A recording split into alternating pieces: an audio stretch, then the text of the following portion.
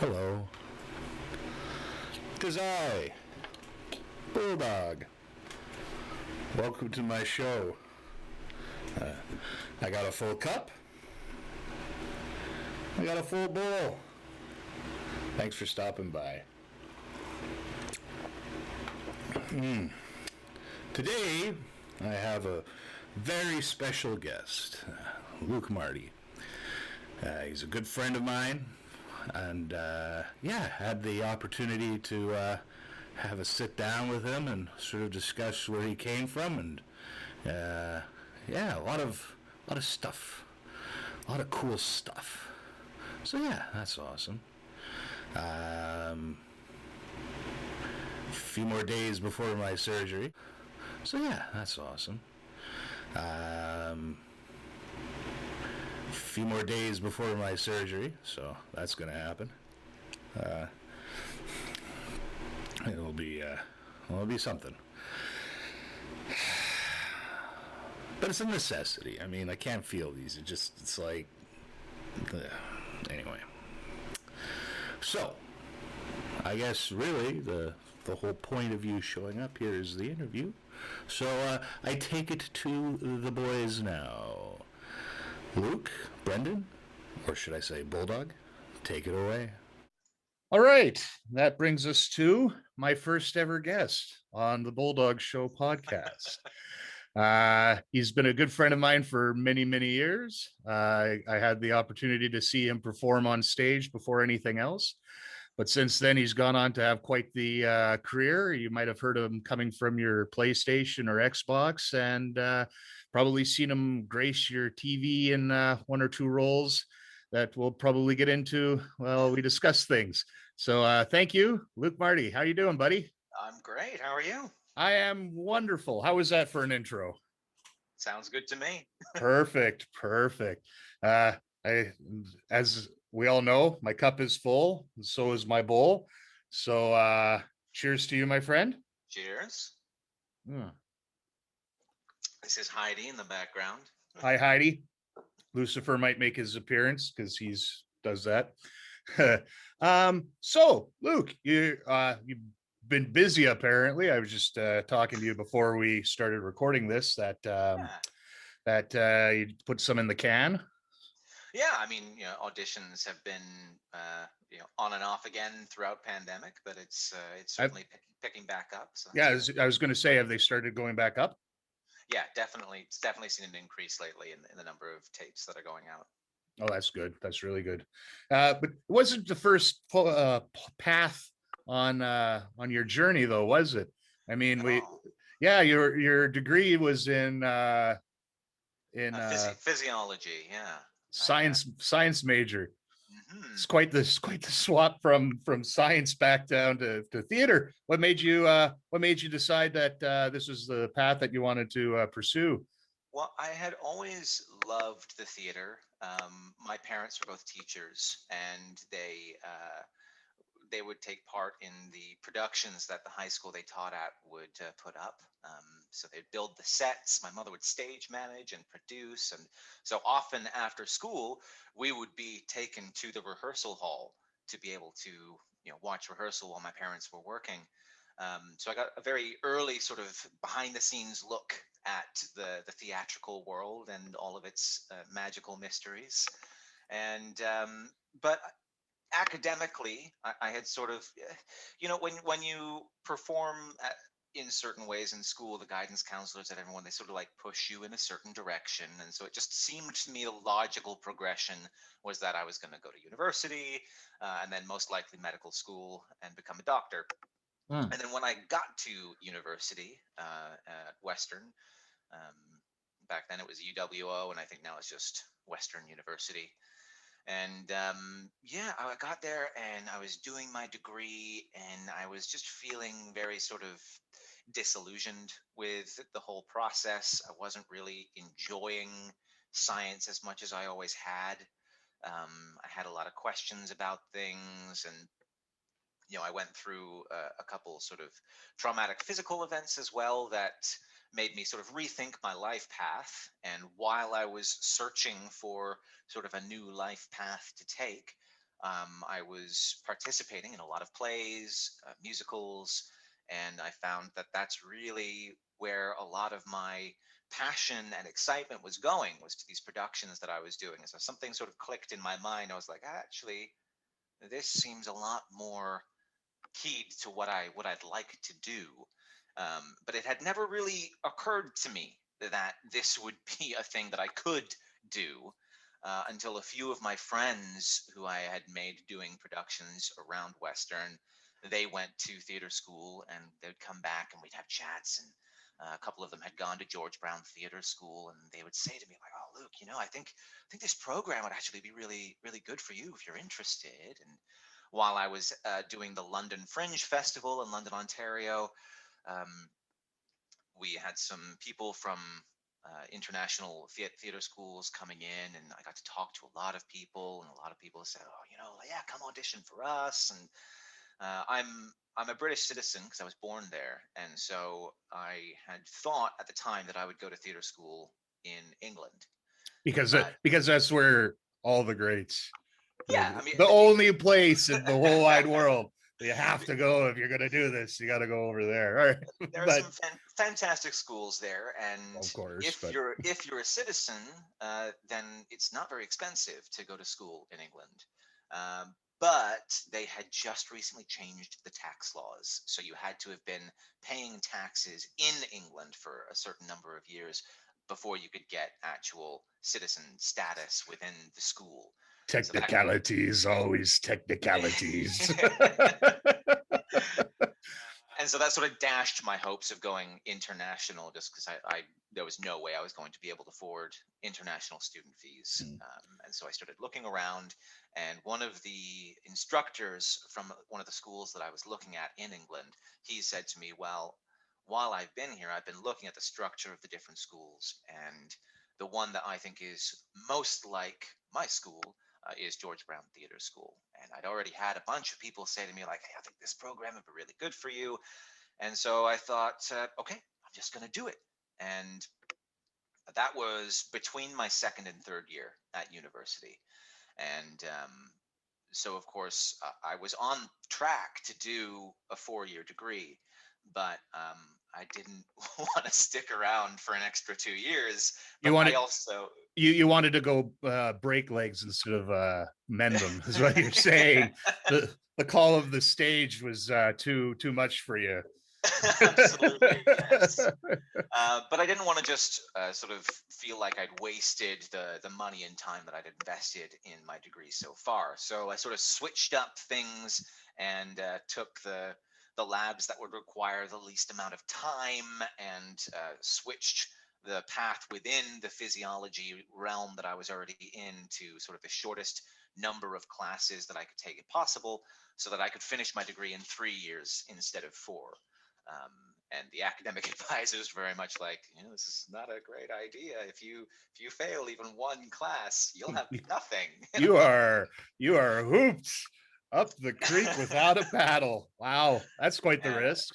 Yeah, but I felt pretty confident, and it was absolutely the right move for me, psychologically and emotionally. That was really where I wanted to be, and so I did it, and squeaked my way through a couple of classes, and came out the other side and auditioned for theater schools, and then it was off to the races. So you're no stranger to risk then, in that regard. It's quite the.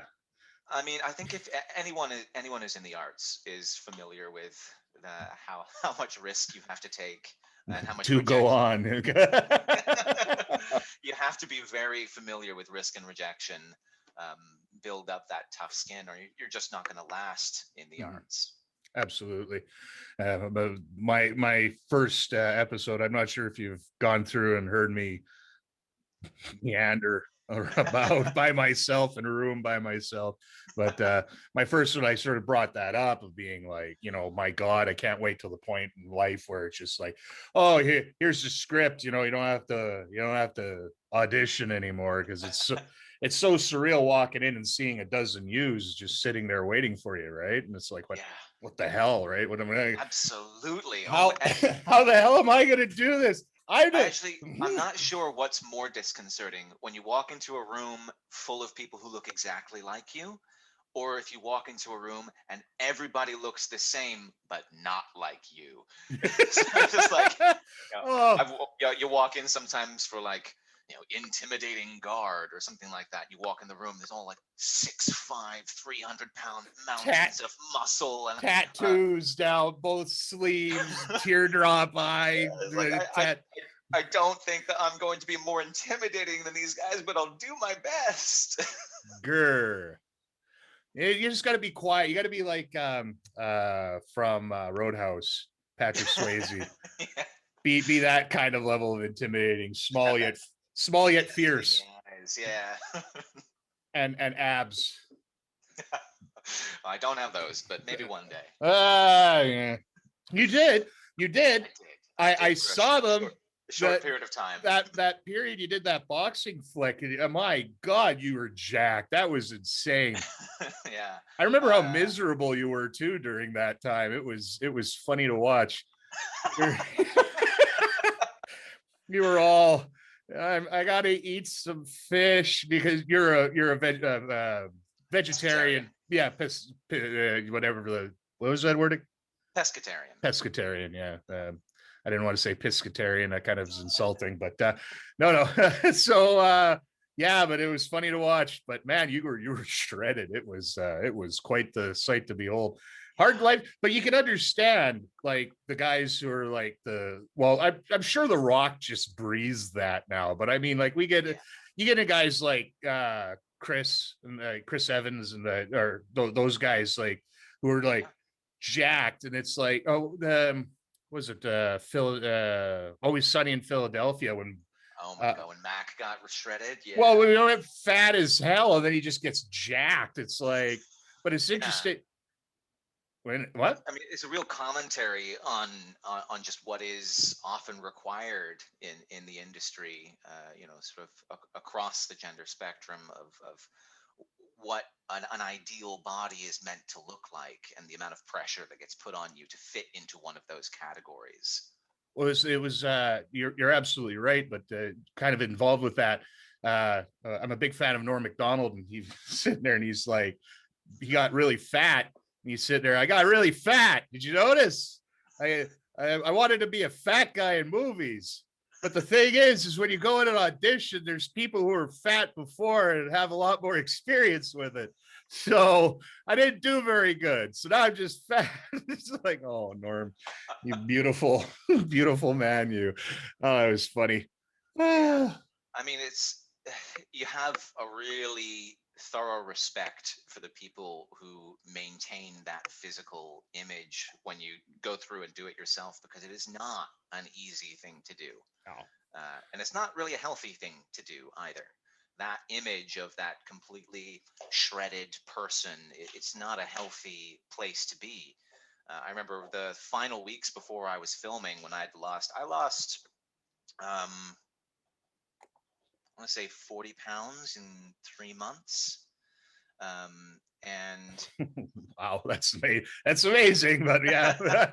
Wow. And the final cut, like the last week before we were going to filming, I was following this regimen that I'd been given, and it was time to do like the cut, eating baby food and rubbing yourself with preparation H just to get that last few pounds off you, right? Yeah, well, and it came to a day where you're supposed to carb load, like eating just like potatoes, just straight potatoes, to suck all the moisture out of your cells. So you've been completely denying yourself carbs for so long, and then you just overload on carbs to like really get that look. And I just felt so sick, and I was thinking, I've got like a 12-hour filming day where I'm just boxing essentially for nearly 12 hours straight. I can't feel like this. There's no way I'm going to survive. Oh. So at that point, I was like, you know what? I look good enough. This is good enough. I can just eat normally and feel mentally prepped for the day. Well, yeah, it's like, and the thing is, like, I work out with bodybuilders and powerlifters. We kind of merge together, but the biggest thing is like I like beer too much to be a bodybuilder, so I guess I'll just lift heavy weights, right? Yeah. You get the, like, I know guys, they're just eating jars of baby food. That's it. It's like mush and nutrients, India, and like up until like it's a small time of competition. You're not like Mr. Universe and those guys. It's a very tight moment, right? You're not doing this. It's just this mind training. This is my goal for this moment. And you have to have a really clear goal, Oh, and like an arrival date for that goal. well, it doesn't. Arnold didn't wear Arnold is numero duo on his shirt, man. That guy, like go for broke, right? It's just it's. But like the thing is like you're right. It isn't healthy to be that way the whole time, and like even to have expectations like that Yeah. is Well, you almost hear maddening. you hear bodybuilders say things like, when they look their best, they feel their The worst, worst, and yeah. it is absolutely true. Oh, You dehydrated. Yeah, you don't look that way without feeling horrible. No. You hear stories of, like people like Hugh Jackman and stuff nearly passing out on set because they're so dehydrated because they got to look like Wolverine. But boy, he looked good jumping out of that tank with all the water around him. Dude. Oh boy, the veins. The venial just popping. Oh yeah. You notice his last movie though, the guy wore a suit. And that was it. I don't need a carb. I'm going to eat this pizza and enjoy it. My God. Absolutely. The day that we finished filming that night, we ordered pizza, and beer, and yeah, it's time to party. Yep, forget it. It's all done now. It's in the can. I don't have to worry about looking that way anymor. But I'll have a picture. I'll have the picture, but do I have to? That's also not a healthy way to be, because then you yo-yo back into, sort of the shape you were in before, and your body gets all sort of messed up from not knowing where to be. Lift weights, drink beer, be happy. That third one is the key. That is definitely the key. Yeah. So are you all vaccinated up, or I am double vax. Double what's your brand? I got the double Moderna. Oh, you got the double M? I'm a PM. Nice. Pfizer, Moderna, but going in for the hand stuff. They're coming up. So yeah, but my double shot. I'm like, cool. Now can I go into a store without waiting in line? I mean, honestly, if you start getting those things up, man, VIP bitches, I believe in science. Yeah, I mean, it's a hard thing to prove, right? You can't prove whether you've had it or not. So everyone's just got to sort of stick by the same rules, keep with the social distancing, keep with the masking, until our cases are, right down, and we don't have to worry about it anymore. Absolutely. I've had an interesting discussion about fractals there a couple times. Do you want to give just a quick breakdown for fractals for those who are just a Luke Marty's interpretation of fractals? I know you wrote a paper on it, didn't you? In university? I'm sure I did. I remember you saying a story about that, but then your teacher was like, yeah, I mean, fractals, it's a huge subject, but the very basic bones of it is sort of just a repeating pattern on a scale. So no matter how far you zoom in or how far you zoom out, you're going to see the same pattern emerging. You can see that sort of thing in the natural world. The capillary action of river systems mimics the capillary action of the human venous system, and you even see that same sort of fractal patterning out in leaves and out in galaxies, the way that things all sort of super connect. So that's the sort of a fractal pattern that you would see over and over again, no matter what size you zoom in or out to. Do you feel that's sort of the same thing that you get when you're doing the acting and such? Like, is there a I've been here before, I can kind of see where this is going? Is this sort of like the do you think of it? I guess my question is do you think that the patterns and that really help you understand characters better than, say, somebody who isn't more familiar with the subject? Yeah, absolutely. I think if you have, when you're acting, you've got to find some sense of your character within yourself. And so while you may not have experienced the thing that your character is experiencing, if you can find sort of a condensed version of that experience within yourself, you can project that outwards and still The come from an authentic place. the magic what if, the Yeah. Stanislavski method acting, very You much so. put yourself in that position based on something that you've experienced. Um, I think you don't see very many actors who are incredible actors who don't really have very much life experience. Hmm. Occasionally you get some people that are just really in tune, who really understand that sort of human behavior and really sort of project that authenticness. um, but you you definitely, I certainly find for myself that the more life experience I have, the more I have to draw from when I'm portraying a character. You can find those little things that happen within your life, within your range of experience, that resonate on a fractal scale with what you're experiencing as a character. Well, you did such a good job when we first our first meeting in this crazy world was on stage where you for the City of Wine theater festival, 7 plays written by Ned Dickens. And it's an amazing experience. I was in Creon, and Yes, I was in Lias. It's for anyone who isn't familiar with the City of Wine cycle. Ned Dickens wrote a cycle of plays that surrounds sort of the rise and fall of the ancient Greek city of Thebes, the city of wine. And so you sort of go from the interactions with the gods all the way down through to the final 7 Thebans at the wall of Troy, and everything that happens over those 7 generations. Although soon to be 9, he's actually expanding the cycle to include 2 new plays. oh, Very exciting. good. I look forward. I didn't know that. Yeah. That's pretty cool. That's actually really great to hear. Yeah, and But so when Bulldog and I were in theater school, we got to workshop some of the plays, and then in our final years, the 7 plays got spread out among 7 different theater schools across Canada. And we all produced one of those plays in our final season, and then in May of that year, all the schools came together in Toronto, and we did a 2-week sort of turnaround of the plays, doing the whole cycle twice. yeah, it was. And then oh wow, Bacchus be with us on that night. I'll tell you, Yeah.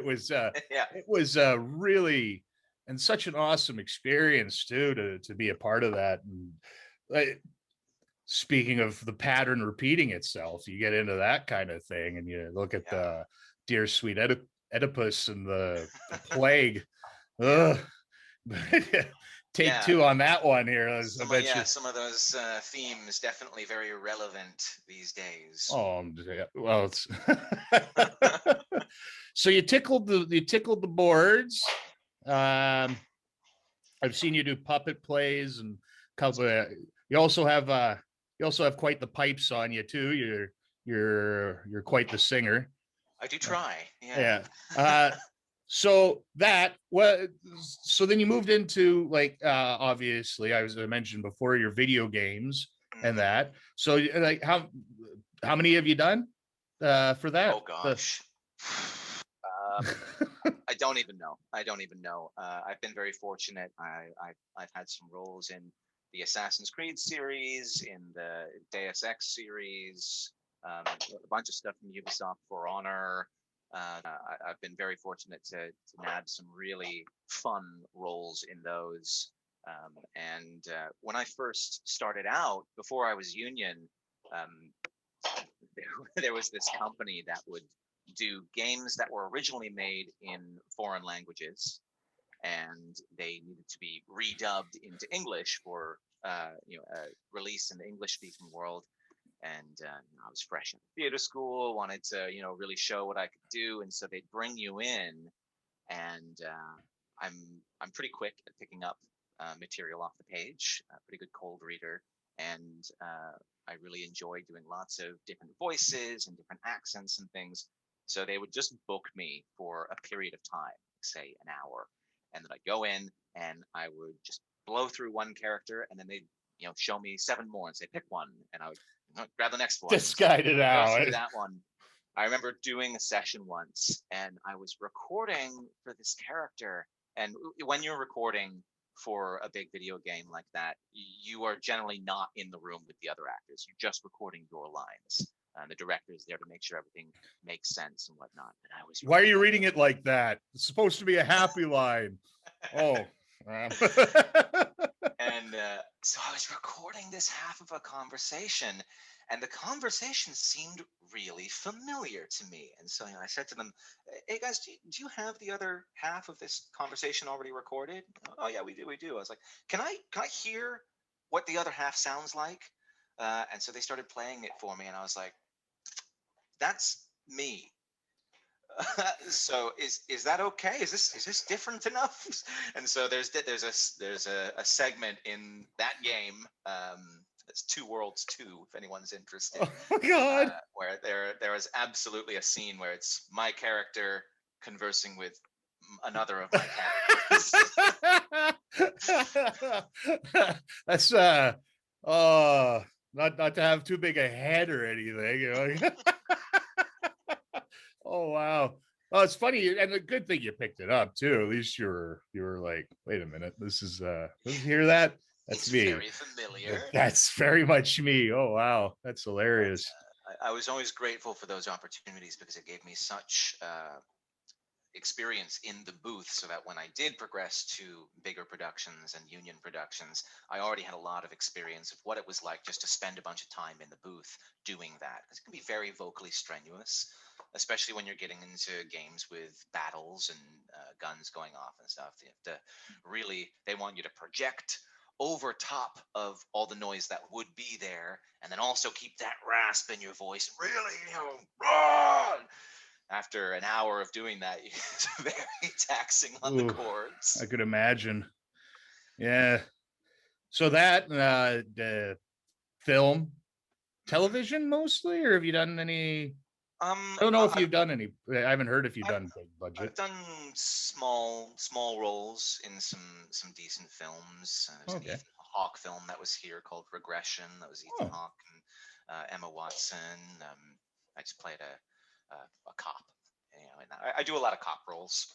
Apparently, I've got a face that looks like a cop. There's a funny thing. One of my professors in university, and he was in Hot Fuzz. Peter White. He gets his head caught in the bear trap. That's that. There's a picture of me with him. He's such a really nice guy, but he said same thing as you did. He's like, I played a lot of cops. Sometimes you have a look, and that's just that's what they see in you. That's the category they sort of put you in. And biker. Yeah. You try and make the best of it, and then when you're given the opportunity to do something different, you really go all out to show them that you also have those other sides of yourself. It can get a bit taxing, the 9th audition of cop. Number 3 in the last Hell's Angel. another Hell's Angel, but shorter.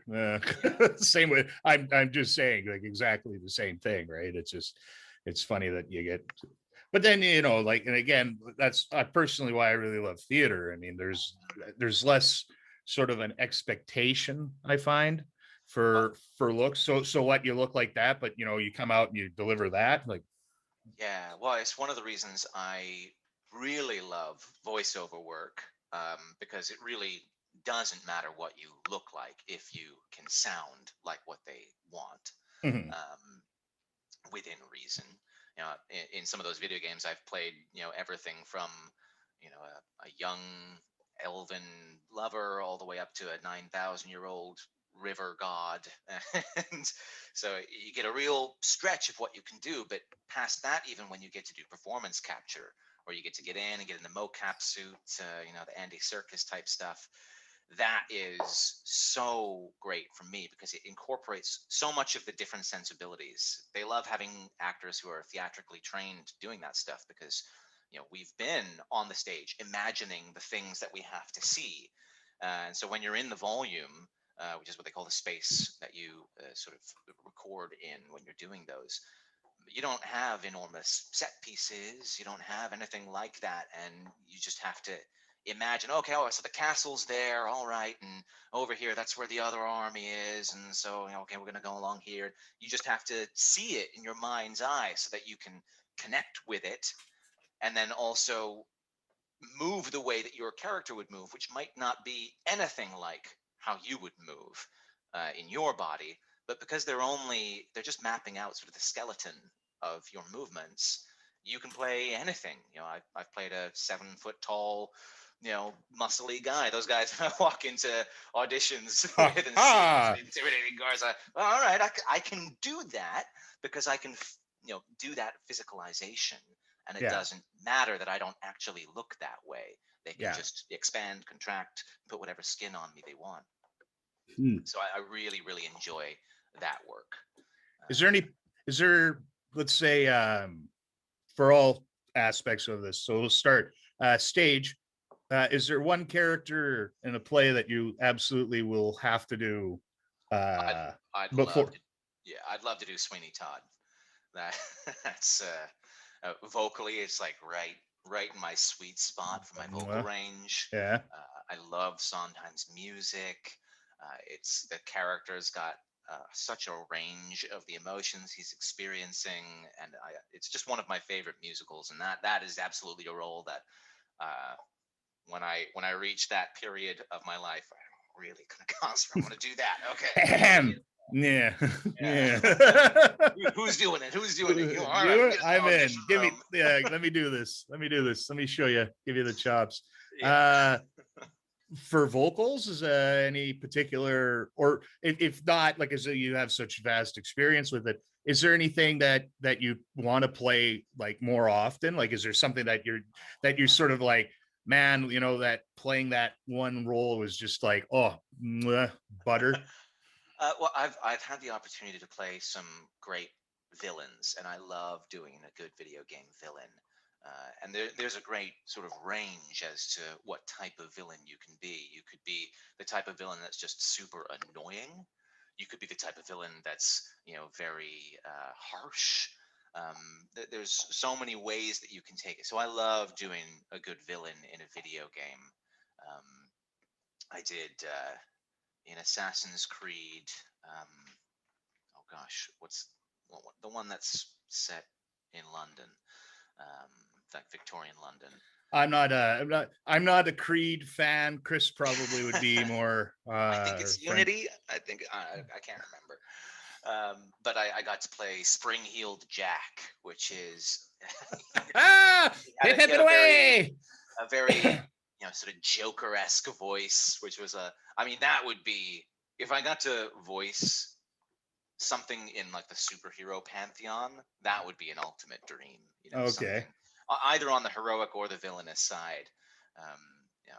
Mark Hamill's Joker is just iconic. We grew up with that in Batman the Animated Series, and I gauge vocal Joker, and which is unfortunate, but although the one that Frank Miller did, the Dark Knight Rises or Rises, one of the Batman. It's famous. I can never remember exactly what it's called, but and he just, when he sits there and he's like, finds out Batman's back, and it's just like, Batman, darling. It's like, aw, the cutest man crush in the face of the planet. Rose forever. Are you out of your mind? Oh, it's so good. TV? Well, any particular, you want to get on any show? Like if you were to be like, there's a part coming up in Law and Order or whatever that we need, you'd be good on. I'd love to just be on sort of any series in sort of a recurring manner. You get the opportunity to do a lot of like day players and little roles that come in here and there, but to have a show where you're part of the regular cast and really get to dig into that character and bring the audience that character week after week. That would be so incredible. I mean, especially something like a small ensemble piece, like Kim's or Firefly or Kim's Convenience, yeah. sort of where it's a nice core group of characters that really interact with one another, and you get that opportunity to really explore those relationships together over an extended period of time. I mean that I think it's probably a dream for most actors who are in the film and TV world. But Oh, absolutely, right. But no, it's interesting. One that what show I personally, if it was still going on, I would love to audition for Tales from the Crypt. oh yeah, It is probably one of my favorite television shows. Just it, I remember it was on CBC. Oh, look who made an appearance. Hi, Lucifer. hey Lucy, How you doing, buddy? Oh, hey, buddy. the friendliest cat. He is. I love him. But yeah, I was saying Tales from the Crypt. It was always on CBC late at night. I had TV in my room, like one of the old fashioned like tube jobs. Yeah. So then I'd stay up till like midnight, 11 o'clock, watching Tales from. So I'd be always tired for school, but whatever. Yeah, I remember seeing that, when on the occasional sleepover. Yeah, It was watch great. that. Do you what do you think of horror? Would you do horror flicks, Matt? Absolutely. Yeah, I love Come on down, horror buddy. as a genre as well. I mean, I was talking with you just the other day about that podcast that I love, the Magnus Archives, which is a horror anthology podcast. I love that. Rusty Quill is the production company that puts that one out. I highly recommend it to anyone who loves the horror genre. It's a really wonderful podcast that they do. I'd love to do stuff like that. Give people a good scare, get a good scare yourself. Of course, you gotta jump into the macabre, right? Absolutely. Like the Vincent Price thing. Man, he had a good gig, didn't he? You think? Yeah, absolutely. Just like I just want to be the most. You do. I want to be the most spookiest thing ever. Like, put me in. Yeah. Like, I'll grow a mustache. It'll be brilliant. Just in I go. And it'll be wonderful. Amazing. Yeah, he was, oh God. One of his last performances was The Thief and the Cobbler, I believe it. Yeah, The Thief and the Cobbler. You know that one? Have you heard of that? I haven't seen it personally. It's probably one of the most tragic storylines involved with something as well. The guy who made it, it's like 15 years, 20 years of his life. It's a magnum opus, really. Okay. And he worked so damn hard on it until eventually the companies came up to him and said, you're done, fired him and just get it out the door. But it was like, the art is acid, like to fully experience like what's going on. Well, nope. Okay. Just wants to make sure I'm listening. That's all right. That's good.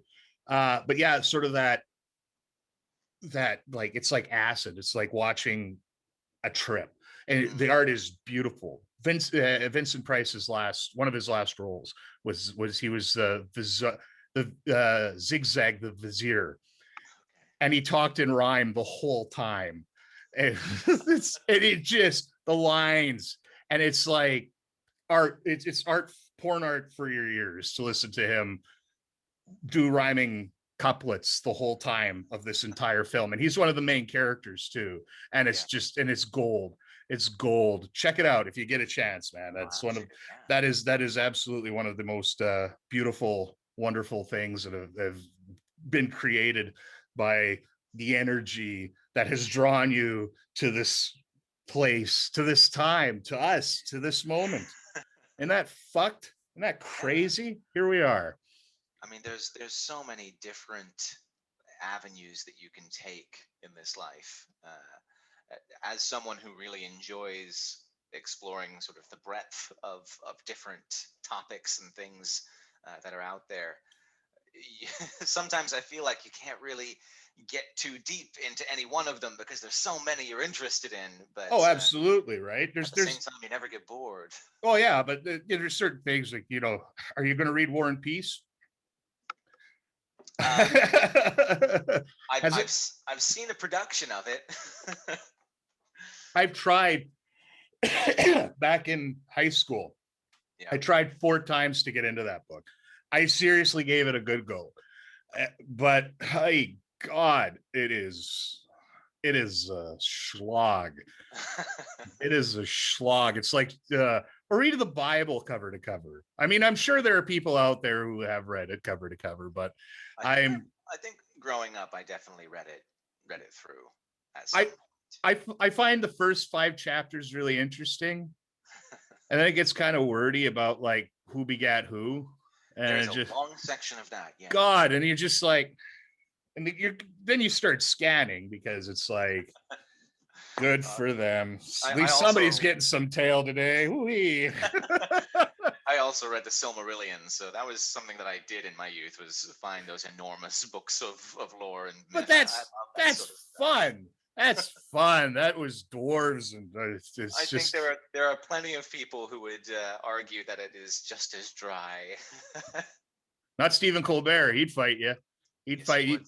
That boy, he really, really does. I would not challenge him on any sort of lore in that universe. Oh, that's great. Well, how long have we been at this? Gosh, I don't know. 40 minutes? 40 minutes? Yeah. I don't know, Luke. I think that might do it. Yeah. Just for now. Like, sure, absolutely. End off on a high note. Well, talking about the Bible and Tolkien there. One more thing, or I guess before, holy shit, call out to like on the about those natives there, like the unmarked graves and all that. It's I mean, it's so like just overwhelmingly tragic, and it's one of those things.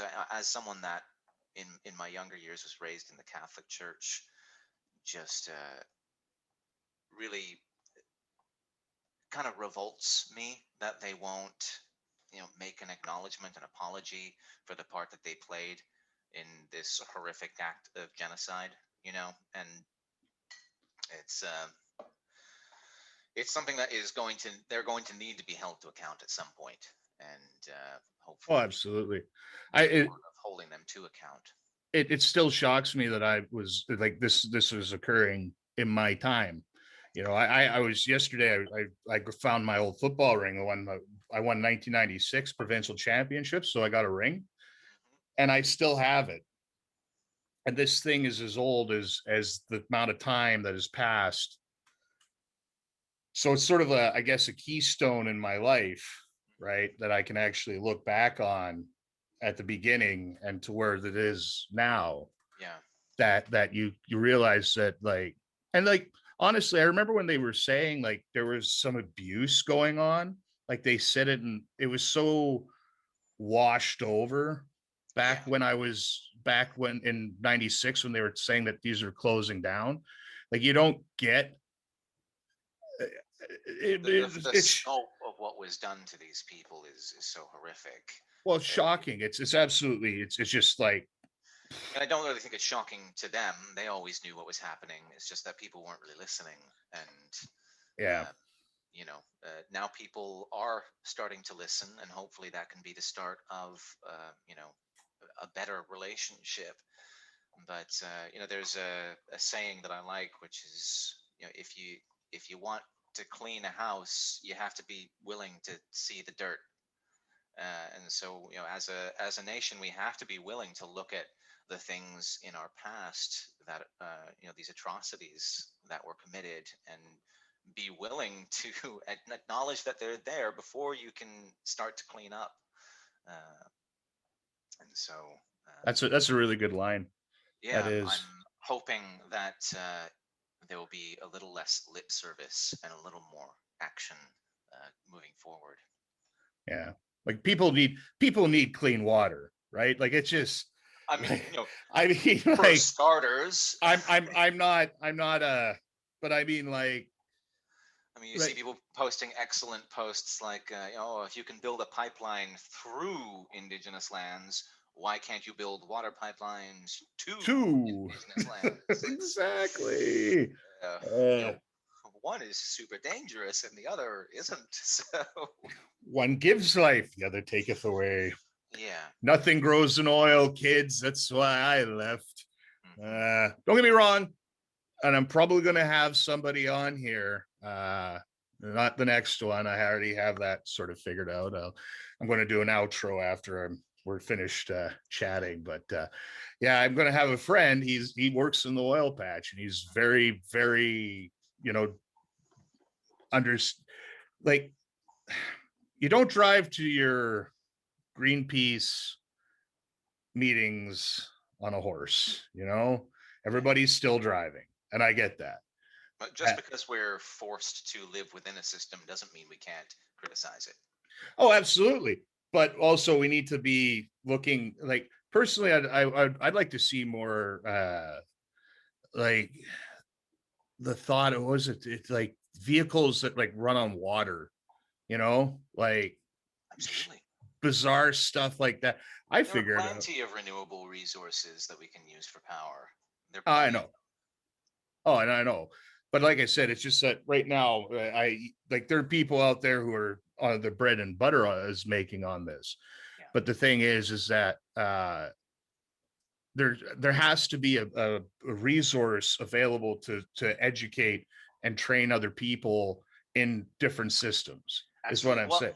Because like you've got to have that anyway, because the majority of the jobs that are being lost in the oil patch are being lost to automation, not to other reasons. Machines are the ones who are taking the jobs.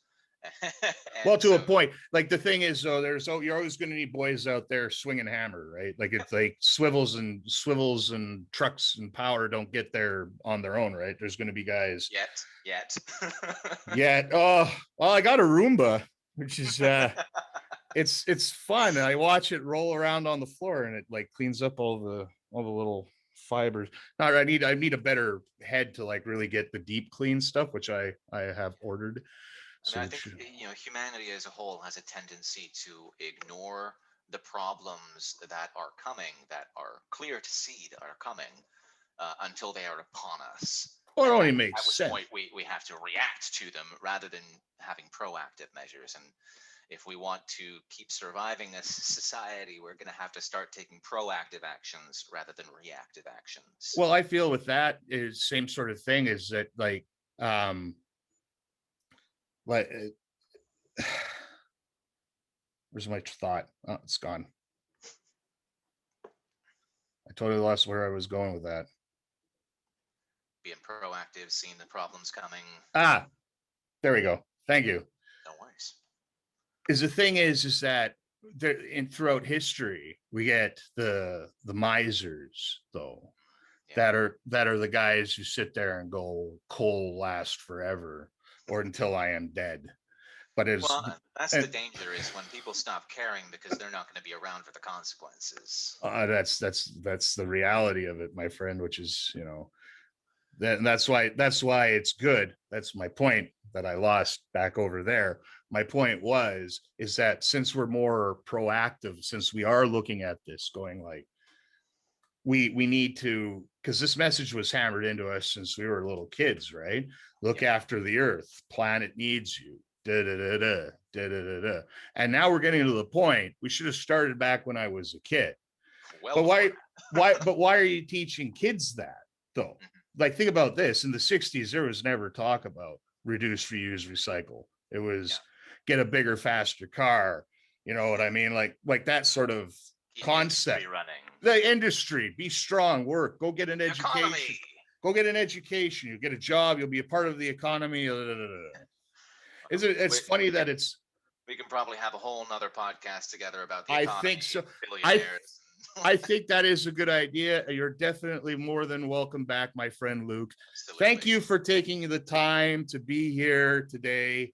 Is there anything you want to push, like any projects coming up that you're allowed to talk about, or? Oh gosh. Well, I mean, the choir that I sing in, that choir is going to be back this fall. That's So great. keep an eye out for us in the fall. We'll have shows going up. Once things are sort of opening back up again. But past that, things I can talk about. That's fine. That's fine. I just, if you had something you wanted to plug, you wanted to say, hey, everybody, you gotta be careful around those non-disclosure agreements. I completely understand. All right, Luke, my friend, it's been a pleasure talking to you, my friend. Absolutely. Cheers. Cheers. Have a good one. You too. Have a good night. Cheers.